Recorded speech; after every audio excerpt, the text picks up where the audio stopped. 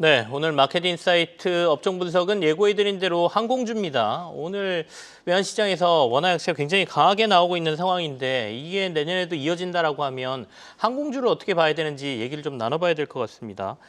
메리츠증권의 오정화 연구원이 나와 있습니다. 어서 오십시오. 자, 일단은 환율 약세에 가장 피해주로 항공주들을 많이 꼽곤 하거든요. 실제로 어떻게 보시면 지금 항공주 주가 흐름은 어떤 상황이에요? 네, 최근에 대한항공 아시아나 합병 이후에도 네네. 국내 정치 불확실성이 이어지면서 원화 절하에 대한 지속 우려로 항공주 투자 심리에 부정적인 영향을 미치고 있습니다. 네, 환율이 우리나라 항공사들한테 중요한 이유는요. 이제 영업 비용단에서 보면은 이제 35% 정도 차지하는 유류비가 있고요. 네네. 그리고 이제 정비비가 10%, 그리고 공항 관련비가 8% 정도 차지하는데 이제 주요 비용인 연료비가 통상 달러로 결제되고 있고요. 네. 그리고 공항 관련비 같은 경우에도 현지 통화로 결제돼서 원화 약세가 항공사들한테 비용 부담을 가중시키고 있습니다. 그뿐만 아니라 항공기는 통상 리스 방식으로 도입이 되게 되는데요. 네. 외화 이제 원화 약세에 따라서 이 리스 부채가 증가하게 되면은 평가 손실이 재무제표상에 반영이 되고요. 그리고 외화 부채 증가에 따라서 이자 비용이 증대되는 경향이 있습니다. 그리고 국내 여객 여행 심리에도 있어서는 아무래도 달러가 강세를 띠게 되면은 소비자 입장에서 여행 네. 비용 부담이 증가되기 때문에 아무래도 우리나라 항공사들은 고객 중에서 대한항공발 매출 비중이 60% 차지하는 만큼 여행 소비 심리 저하에도 영향을 받을 수 있는 상황입니다. 국적사들은 내국인 위주로 이제 매출이 일어나기 때문에 환율이 이렇게 될 경우에는 여행 수요가 줄면 그것도 영향을 받을 수 있다 이런 말씀이시네요. 들어보니까 정말로 항공주가 환율의 피해주다 뭐 이렇게도 보여지는데 그러면 내년에 항공주 주가 모멘텀을 차지한다면 환율의 안정 이렇게 생각해야 되는 건가요?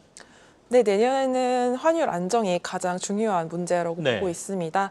최근에 이제 어제 기준으로 봤을 때도 WTI는 70불 정도로 유가는 안정적인 상태고요. 예. 그리고 글로벌리 기재 에어버스나 보잉사의 기재 공급량이 생각보다 둔화되면서 글로벌 공급력 회복도 둔화가 되는 것은 네네. 항공업 측면에서는 긍정적인 상태입니다. 그래서 아무래도 주가 측면에서는 변동성이 좀 더 큰 제주항공이나 진에어 같은 LCC들을 필두로 환율 안정화됐을 때 주가 리레이팅 일어날 것으로 보고 있습니다. 당분간은 이제 환율을 1,400원대 유지할 거다. 뭐 이렇게들 상반기 뭐 길면은 상반기 아니면 1분기 정도는 1,400원대 전망들이 많기 때문에 그때까지는 항공주가 아주 강세로 가기는 좀 힘들다. 이렇게도 이해가 되긴 하는데요. 그래도 어쨌든 지금 항공주의 가장 큰 이슈는 대한항공하고 아시아나항공의 합병 이슈 아니겠습니까? 4년 만에 이제 사실상 합병이 마무리되는 과정으로 가고 있는데 이 효과는 없을까요, 주가에? 사실 지금 대한항공 아시아나 합병이 얼마나 좋을지 네. 이러한 불확실성도 있기 때문에 합병 결과가 나왔음에도 주가가 크게 반등하지 못했다라고 보고 있는데요. 이제 기단이나 노선 측면에서 모두 사업량이 늘어나고 네. 사실상 같은 사업을 영위하고 있기 때문에 비용 절감 효과까지 고려를 하면은 내년 실적은 더 늘어날 수 있는 여지가 많다라고 보고 있습니다. 그래서 여객부터 살펴보면은 대한항공, 아시아나항공 모두 대형 항공사 FSC인데 각기 다른 장점을 갖추고 있습니다. 그래서 대한항공은 미주, 구주의 단독 노선을 갖추고 있고요. 네. 아시아나항공은 또 일본이나 중국 쪽 단독 노선을 갖추고 있습니다. 그래서 뭐 대한항공이 델타항공과의 조인트 벤처를 통해서 사업량을 확대할 수 있었는데 이제 아시아나항공의 아시아 쪽 장점을 활용해서 해외 항공사들과 조인트 벤처를 통해서 사업량을 추가 확대할 수 있는 여력도 있고요. 네. 그리고 중복적으로 갖추고 있는 노선의 경우 예를 들면 미주 노선은 대한항공과 아시아나항공 합병을 통해서 시장 점유율이 55%까지 늘어날 수 있습니다. 그래서 아무래도 우리나라 공정위가 국내 소비자들에 대한 티켓 판매 가격은 올릴 수 없도록 규정을 하고 있지만 해외 지역 판매의 경우는 ASP 올릴 수 있고요. 그리고 대형 항공사들이 영위하고 있는 프리미엄 좌석 판매에 있어서도 이 비중을 늘리고 비용을 더 올릴 수 있는 여지가 있습니다. 독과점 이슈 때문에 항공료를 그렇게 많이 올리지는 못하겠지만 아까 말씀하신 것처럼 해외라든지 아니면 프리미엄 좌석 비중을 늘려서 어떻게 보면 항공료를 상승시킬 수 있는 요인은 분명히 존재한다 이런 말씀이시네요. 네, 그러니까 합병의 긍정적인 부분은 분명히 존재하고 있다 이렇게 이해하면 되는 건가요? 네, 맞습니다. 또 일각에서는 뭐 재무 부담 네. 우려도 있었는데요. 아시아나항공이 3분기 말 기준으로 부채 비율이 1,800% 수준이었습니다. 네. 그런데 이번에 합병이 이제 완료되었기 때문에 산은과 수은의 영구채 그리고 차입금 모두 상환하게 되면은 아시아나항공의 부채 비율은 600% 후반까지 내려올 수 있고요. 대한항공의 부채 비율 같은 경우에도 300% 미만 수준으로 네. 유지되면서 항공사 기준으로는 안정적인 수치 유지할 것으로 보고 있습니다. 재무 비율은 확실히 좋아지네요. 부채 비율이 1,800%에서 693%로 내려간다고 하면은요. 맞습니다. 어쨌든 연구님께서 지금 항공주 탑픽은 대한항공으로 뽑으신 걸로 제가 알거든요. 조금 자세한 설명을 들어보겠습니다.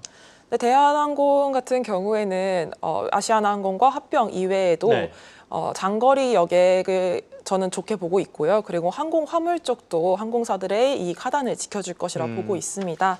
그래서 장거리 여객부터 말씀드리면은 엔데믹 이후에 여객 시장의 회복은 단거리나 그리고 일본 쪽 위주로 나타났습니다. 근데 이러한 여객 수요가 앞으로는 장거리 쪽으로 이전될 것이라고 보고 있고요. 또 그를 뒷받침해 줄 수 있는 부분은 2025년에 장기 휴일이 굉장히 많습니다.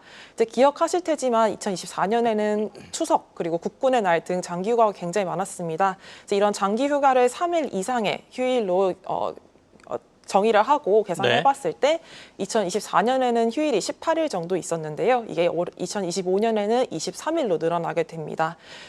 연도별로 장기 휴일 수와 그리고 장거리 여객 비중을 계산해봤을 때 장기 휴일이 많을수록 네. 장거리 여객이 늘어난다는 상관관계도 확인된 만큼 내년에는 장거리 여객에 대한 수요가 늘어날 것이라고 보고 있습니다. 그리고 두 번째로 또 화물 사업 좋게 말씀드렸는데요. 2025년에는 24년만큼의 여객 수요 증가가 늘어날 것이라고 보지 않고 있습니다. 근데 이러한 상황에서 항공 화물 쪽은 견조한 물동량을 보여줄 것이라고 보고 있습니다. 이제 그 이유로는 19년과 지금 다른 부분은 중국 쪽 시커머스 물량이 나오고 있다는 점인데요. 시커머스는 차이나 커머스라고 해서 알리익스프레스 그리고 테무 등을 의미를 합니다. 이제 최근에는 중국의 이커머스 상들이 웨이하이 쪽에 풀필먼트 센터를 갖추어 놓고 우리나라로 배로 옮긴 다음에 우리나라에서 비행기를 태워서 해외로 수출하는 형태로 지니고 있습니다. 네, 대한항공 기준으로 봤을 때 이러한 중국발 화물 매출이 19년도 23%에서 올해 3분기에는 37%까지 늘어났는데요. 네. 이 중국발 매출 증가분 14%가 대부분 시커머스발 물량이라 보시면 됩니다. 이러한 수요가 내년에도 지속이 되면서 아무래도 해운 운임은 둔화되겠지만 네. 항공 운임의 둔화 폭은 더 낮을 것으로 보고 있습니다. 항공 화물까지 우리가 좀 살펴봐야 된다는 말씀이시고 그러면 지금 현재 대한항공 주가는 연구원님이 보실 때는 저평가 상태라고 보고 계시나요? 그리고 이 저평가 상태가 언제쯤 해소되느냐 이게 중요하지 않습니까? 지금 글로벌 FSC들은 모두 네. 리레이팅된 상황에서 대한항공은 아시아나 합병 불확실성 해소에도 반등하지 못했습니다. 네. 이러한 측면에서 지금 저평가 상태라고 보고 있고요. 이제 지난주에는 대한항공이 2024년 주주 환원 재고 방안을 발표를 했습니다. 네. 네, 앞으로 배당 성향 30%를 1년 더 유지할 계획이고요. 그리고 아시아나 합병에 따른 추가 수익분 모두 주주 환원에 나서겠다고 발표를 했습니다. 이제 인수를 하게 되더라도 동일한 사업을 영위하는 것이기 때문에 비용 증가분은 제한적이고 그리고 앞으로 네. 추가 발생할 수익을 고려하면 리레이팅 충분히 가능한 상황이라고 보고 있습니다. 근데 아무래도 상반기에는 환율 부담이 지속되기 때문에 하반기, 특히 3분기 성수기 때부터 리레이팅 크게 나올 수 있다 보고 있습니다. 주가는 내년 3분기 정도부터 아마 리레이팅이 될 것이다 이런 말씀이세요? 네, 맞습니다. 어느 정도 목표가를 혹시 설정하셨나요? 목표가 네. 설정했는데 앞으로 상승률은 40% 이상 보고 있습니다. 알겠습니다. 일단은 뭐 제가 지금 받은 느낌은 목표가는 이거보다 더 높은데 사실상 보수적으로 해놨다라는 말씀으로 제가 이해를 하겠습니다. 한 40% 정도의 상승 여력이 있는 것으로 내년 이제 하반기 쪽으로 보시는 거예요. 그러니까 상반기 이제 항공주들 흐름이나 원화 뭐 흐름 이런 거 보면서 전략에 이제 참고하시면 될 것 같고 저희가 대형 항공사 위주로 말씀을 드렸는데요. 이른바 LCC 저가 항공사들은 지금 상황을 어떻게 저희가 좀 봐야 될까요? LCC들은 진에어를 필두로 네. 에어 서울, 에어 부산도 모두 통합될 예정입니다. 그래서 최근에 뭐 에어 부산 하면은 분리매각 관련해서 이슈가 있었는데요.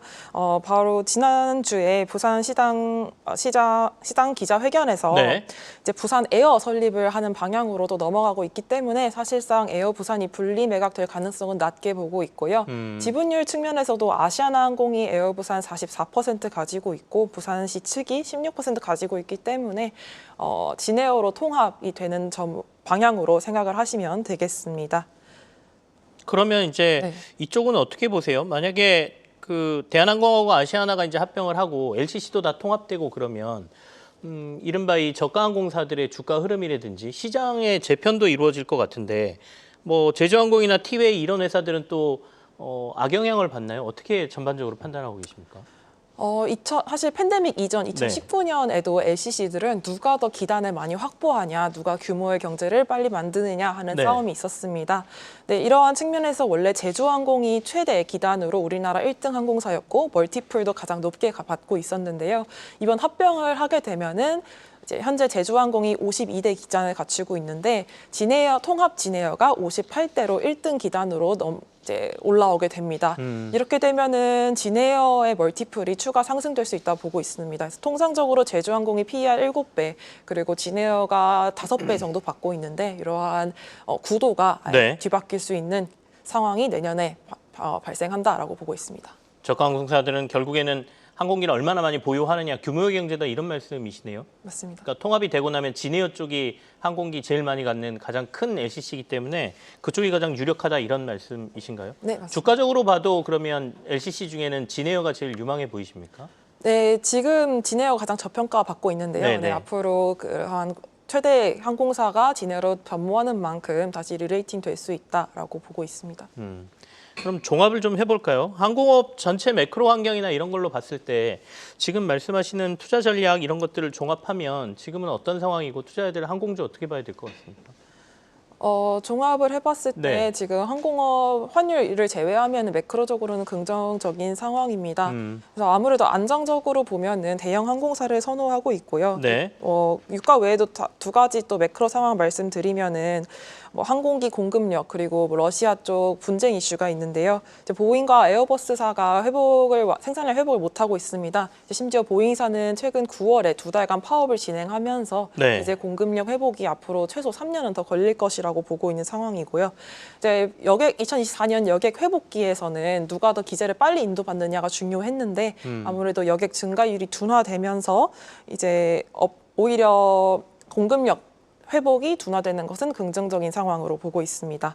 그리고 아까 말씀드렸던 러시아가 영공을 사용 금지하면서 서방 항공사들이 중국으로 이제 날지 않고 있는데요. 네. 그 회복력이 지금 한 25%밖에 되지 않습니다. 이러한 공백을 국내 항공사들이 메꾸면서 대신해서 여객이랑 환승 여객 그리고 화물 수혜를 보고 있어서 이러한 측면에서도 이제 항공 화물 사업을 영위하고 있는 대한항공의 긍정적인 상황이라고 판단하고 있습니다.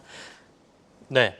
항공사 저희가 살폈는데 오영권님께서는 육상 운송 그러니까 이른바 택배 회사들도 좀 같이 보고 계시는 거잖아요. 그쪽 얘기도 좀 들어보고 싶은데 지금 이제 유통시장, 그러니까 택배 시장에서는 기존의 전통 강자들, 그러니까 CJ 대한통운 여기에 이른바 쿠팡이 이 시장 점유율을 다 가져가고 있는 상황, 저는 이렇게 보고 있거든요. 현재 시장 상황이 그렇게 이해하면 맞는 건가요? 얼마나 쿠팡 시장 점유율이 돼요?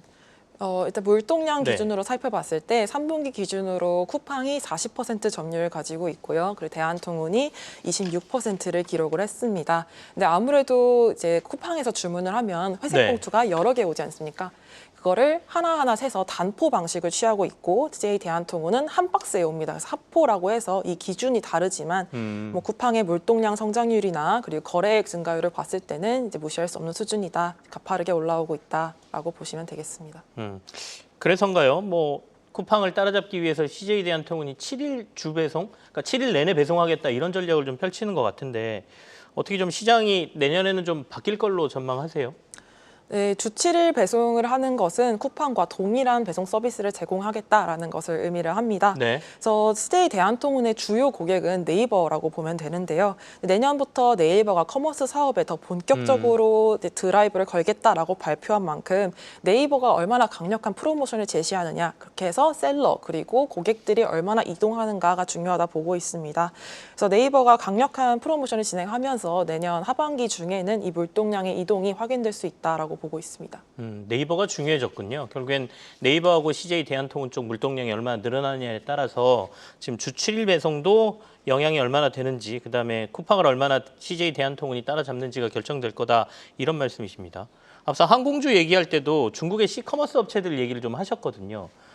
국내에서는 이 유통사들, 유통과 관련돼서는 이 시커머스, 그러니까 중국 업체들의 영향력은 어떻게 봐야 되고, 이게 좀 그 성장하는 데 도움을 줄 거라고 보세요? 대한통운 입장에서 네. 시커머스가 중요한 이유는요. 이제 알리익스프레스가 현재 우리나라 쇼핑 앱에서 2등을 차지하고 있는데 네. 이 물동량의 80%를 대한통운이 수행을 하고 있습니다. 그래서 이 알리익스프레스가 잘 되는 것이 또 대한통운 물동량 증가에 영향을 줍니다. 네, 이제 트럼프가 중국 압박을 시작하면서 관세 부과를 약 70% 하겠다라고 발표를 했는데요. 이렇게 해외 진출이 좀 더 어려워진 만큼 중국 시커머스들은 우리나라 시장 침투에 좀 더 공격적으로 나설 것이라고 보고 있는 상황입니다. 그래서 시커머스 하면 중국산 물품 많이 생각하시고 발암 네. 물질 때문에 지금 많이 안 팔리지 않냐 이런 생각을 하시는데, 그래서 알리익스프레스는 우리나라 시장 대상으로는 지금 K-메뉴라고 해서 한국 물품 판매하는 존을 좀 더 공격적으로 프로모션하고 마케팅하고 있습니다. 그래서 뭐 아시는 비비고 만두나 뭐 생수 이런 것들 모두 알리에서 구매할 수 있고, 이러한 네. 물량은 국내에서 배송이 되게 됩니다. 그래서 이렇게 시커머스 시장이 우리나라를 공격적으로 마케팅을 실시할 것으로 보고 있고요. 최근에 국내 쇼핑 앱인 에이블리 지분 취득하면서 국내 시장 점유율 확대에 나서는 모습이 나타나고 있고, 이제 중국의 강력한 자본을 바탕으로 더 프로모션을 공격적으로 진행할 것이라고 보고 있습니다. 그러면 CJ 대한통운은 내년에 좀 긍정적으로 봐도 될까요? 네이버 쪽의 물량이 좀 늘어난다라고 보고, 시커머스의 국내 시장에 대한 뭐 영향력은 여전하다, 내년에 더 커질 거다라고 본다라고 하면 나쁘지 않을 것 같은데. 네이버 물동량이 급격하게 늘어나게 되면 대한통운 주가 당연히 반등할 수 있습니다. 네. 그런데 아무래도 주 7일 배송이라는 새로운 서비스를 내년 상반기부터 시작하는 만큼 이제 새로운 서비스를 하게 되면 일회성이 이제 안정화 비용이 듭니다. 그리고 뭐 초기에는 기사님들한테도 수수료를 지급하기로 했는데 네. 사실상 ASP는 100원 인상하겠다고 한 만큼 원가 증가율을 완전히 커버하기 어렵다라고 보고 있거든요. 그래서 상반기에는 비용 부담이 예상이 되는 만큼 일단 좀 지켜본 이후에 하반기에 물동량 증가율이 확인이 되면 네. 진입하는 것을 추천드리고 있습니다. 그럼 오늘 얘기 나눈 걸 종합해서 한번 얘기를 나눠보고 싶은데, 마무리를 짓고 싶은데, 항공주에서는 아까 대한항공, 그다음에 LCC에서는 진에어 말씀 주셨고요. 우리가 이제 유통 이쪽 육상우통 쪽에서는 CJ 대한통운밖에 얘기를 안 했으니까 이 세 개를 놓고 보면 오용고님께서는 뭐가 가장 지금 현재로는 세 개 중에는 매력적입니까? 주가 상으로 보면? 가장 매력적인 거는 대한항공이라고 보고 있습니다. 아무래도 아시아나 합병을 했음에도 연결 실적 자체가 지금 컨센서스에 반영되지 않았다라고 보고 네. 있고요. 그래서 앞으로 추가 EPS 상으로도 상향 여지가 있고, 글로벌 매크로적인 상황을 보더라도 대형 항공사에 주목할 시점이라고 보고 있습니다. 어쨌든 하반기를 봐야 되는 거죠. 내년 하반기를 상반기보다. 네. 이쪽 유통도 마찬가지인가요? 맞습니다. 알겠습니다. 오늘은 여기서 마무리를 짓겠습니다. 메리츠증권 오정화 연구원과 함께했습니다. 오늘 말씀 고맙습니다. 감사합니다.